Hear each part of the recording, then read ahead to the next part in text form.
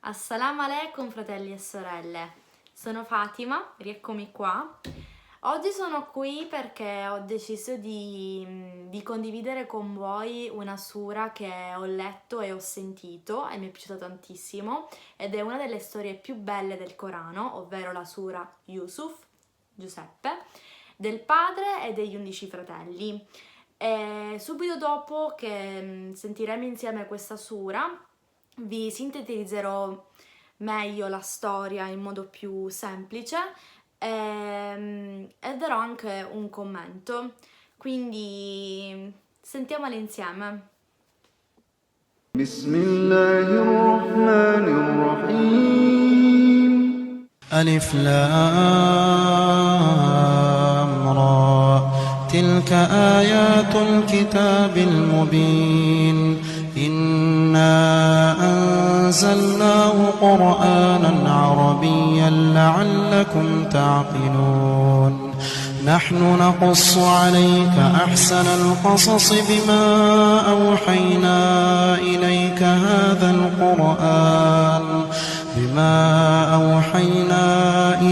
هذا القرآن وإن كنت من قبله لمن الغافلين إذ قال يوسف لأبيه يا أبت إني رأيت 11 كوكبا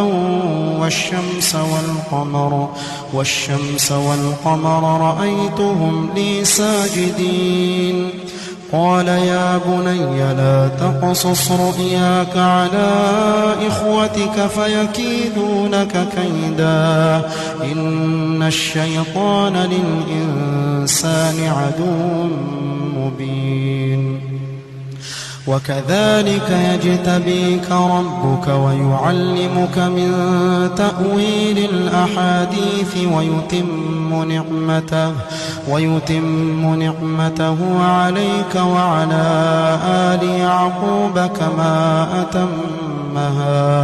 كما أتمها على أبويك من قبل إبراهيم وإسحاق إن ربك عليم حكيم لقد كان في يوسف وإخوته آيات للسائلين إذ قالوا ليوسف وأخوه أحب إلى أبينا منا ونحن عصبة إن أبانا لفي ضلال مبين اقتلوا يوسف أو اطرحوه أرضا يخل لكم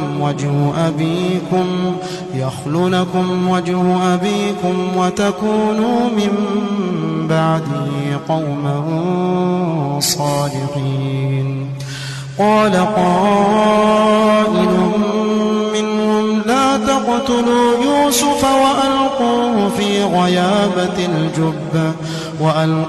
في غيابة الجب يلتقطوا بعض السيارة إن كنتم فاعلين قالوا يا أبانا ما لك لا تأمنا على يوسف وإنا له لناصحون أرسله معنا غدا يرتع ويلعب وإنا له لحافظون قال إني ليحزنني أن تذهبوا به وأخاف أن يأكله الذئب وأنتم عنه غافلون قالوا لئن أكله الذئب ونحن عصبة إنا إذا لخاسرون فلما ذهبوا به وأجمعوا أن يجعلوه في غيابة الجب وأوحينا إليه لتنبئنهم بأمرهم هذا وهم لا يشعرون وجاءوا أباهم عشاء يبكون قالوا يا أبانا إنا ذهبنا نستبق وتركنا يوسف عند متاعنا فأكله الذئب وما أنت بمؤمن لنا ولو كنا صادقين وجاءوا على قميصه بدم كذب قال بل سولت لكم أنفسكم أمرا فصبر جميل والله المستعان على ما تصفون وجاءت سيارة فأرسلوا واردهم فأدلى دلوه قال يا بشرى هذا غلام وأسروه بضاعة والله عليم بما يعملون وشروا بثمن بخس دراهم معدودة وكانوا فيه من الزاهدين وقال الذي اشتراه من مصر لامرأته أكرمي مثواه عسى أن ينفعنا أو نتخذه ولدا وكذلك مكنا ليوسف في الأرض ولنعلمه من تأويل الأحاديث والله غالب على أمره ولكن أكثر الناس لا يعلمون ولما بلغ أشده آتيناه حكما وعلما وكذلك نجزي المحسنين وراودته التي هو في بيتها عن نفسه وغلقت الأبواب وقالت هيت لك قال معاذ الله إنه ربي أحسن مثواي إنه لا يفلح الظالمون ولقد همت به وهم بها لولا أن رأى برهان ربه كذلك لنصرف عنه السوء والفحشاء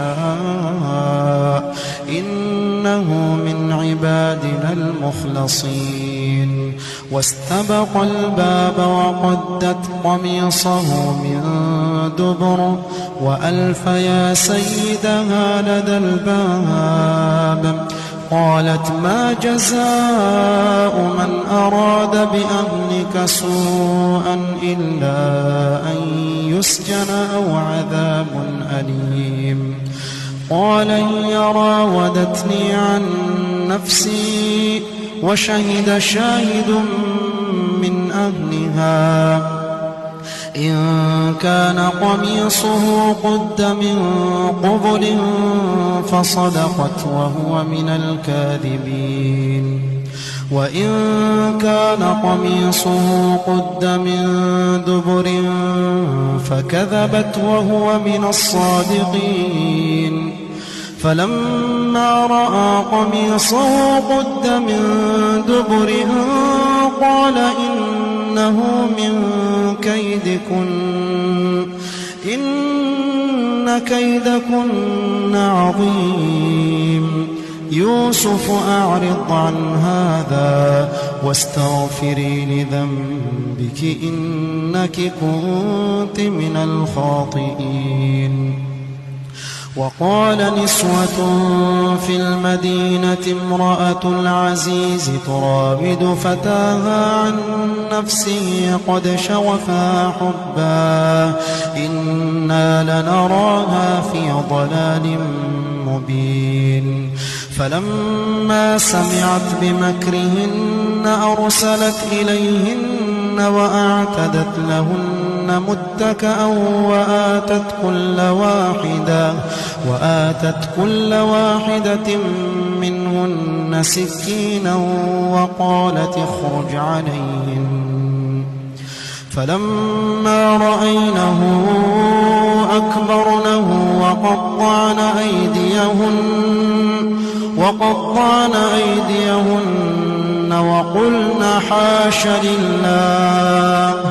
وقلن حاش لله ما هذا بشرا إن هذا إلا ملك كريم قالت فذلكن الذي لمتنني فيه ولقد راودته عن نفسه فاستعصم ولئن لم يفعل ما آمره ليسجنن وليكون من الصاغرين قال رب السجن أحب إلي مما يدعونني إليه وإلا تصرف عني كيدهن أصب إليهن. Mashallah, wow. Più la sento più mi meraviglio. Mashallah, questa sura è veramente meravigliosa e anche la voce di questa recitazione è veramente una cosa spettacolare. Mashallah, veramente.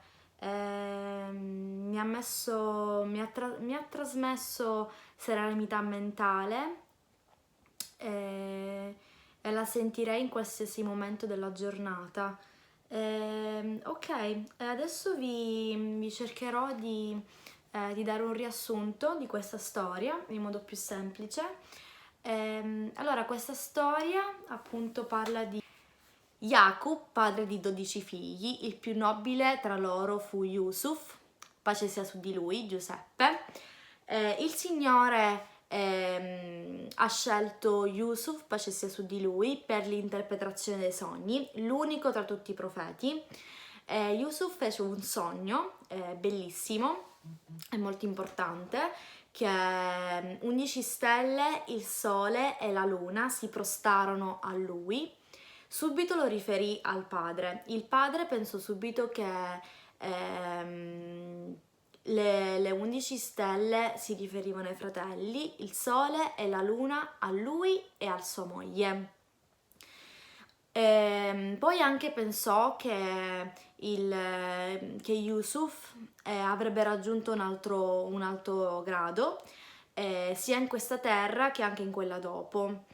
E quindi disse di non raccontare nulla ai fratelli perché potevano essere gelosi e per gelosia potevano fare una trappola. Infatti così è stato. Chiesero i fratelli al padre di portare con loro il piccolo fratello Giuseppe, pace sia su di lui, per andare a divertirsi e a giocare, ma subito il padre rifiutò. Pensò che poteva essere divorato da un lupo per una loro distrazione. Non si fidava di loro. Ma loro, essendo in tanti, essendo in 11, riuscirono a convincerlo, riuscirono a portarlo con loro, a gettarlo in un pozzo. Fortunatamente non lo uccisero.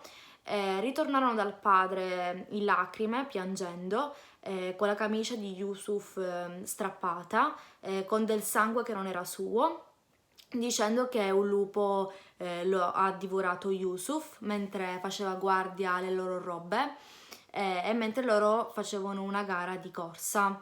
Yusuf fu trovato nel pozzo, fu venduto a basso prezzo come pezzi di argento. L'uomo che ha acquistato Yusuf si trovava in Egitto, disse alla moglie di trattarlo bene perché poteva essere utile e perché poteva anche essere adottato come figlio. In età adulta Yusuf, pace sia su di lui, diventò un uomo bellissimo. La moglie del principe si innamorò di lui, ma Yusuf, pace sia su di lui, rifiutò lei sia per Allah che per il marito Mentre correvano verso la porta, la moglie del principe strappò la camicia da dietro a Yusuf e si trovarono davanti subito il marito.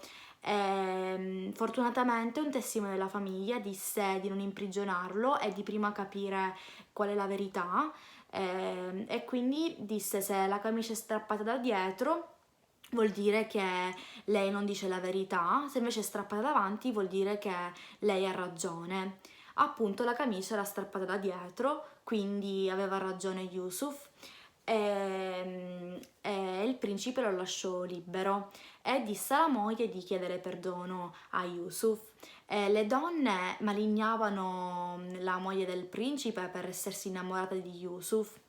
Però poi si accorsero che Yusuf appunto era un uomo meraviglioso e bellissimo, una creatura di Dio che era bellissima, e quindi lei, la moglie del principe, poi disse a Yusuf se lui non ascoltava lei e non faceva quello che lei diceva e che gli ordinava, lo imprigionava. E Yusuf appunto disse che lui preferiva la prigione, non farsi sedurre da lei. Appunto lui, anche con le prove, stesse che non era colpevole di niente e fu imprigionato. Lui continuò la sua interpretazione dei sogni in prigione, anche con gli altri prigionieri, ma soprattutto col faraone. Il faraone fece un sogno e non riuscì a capire l'interpretazione di questo sogno, ovvero di 7 mucche magre che mangiavano 7 mucche grandi e grosse. Sapendo che comunque Yusuf sapeva interpretare questi sogni, andò da lui. E Yusuf gli disse che questo sogno voleva dire che ci saranno 7 anni di tanto mangiare, tanto cibo, e 7 anni di mancanza di cibo. Quindi il faraone fece uscire Yusuf dalla prigione e gli diede un potere enorme, cioè di prendersi la gestione del cibo, del mangiare, di sua proprietà. Un giorno addirittura in Palestina è mancato tanto cibo, c'è stata tanta povertà, e i fratelli di Yusuf dalla Palestina arrivarono fino in Egitto per chiedere del cibo, e si presentò appunto Yusuf e loro non l'hanno riconosciuto, e Yusuf gli disse che è suo fratello e che comunque lui era vivo e che era qui.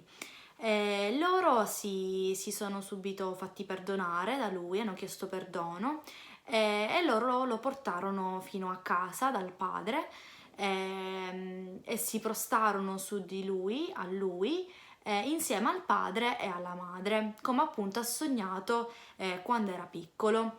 Questo è il breve racconto di questa Sura Yusuf, bellissima storia. Spero che vi è piaciuta. Se ci sono domande, se ci sono richieste, qualsiasi cosa scrivetemi come avete fatto sempre. Non dimenticatevi di iscrivervi e di seguirmi per i prossimi video. Alla prossima! Assalamu alaikum!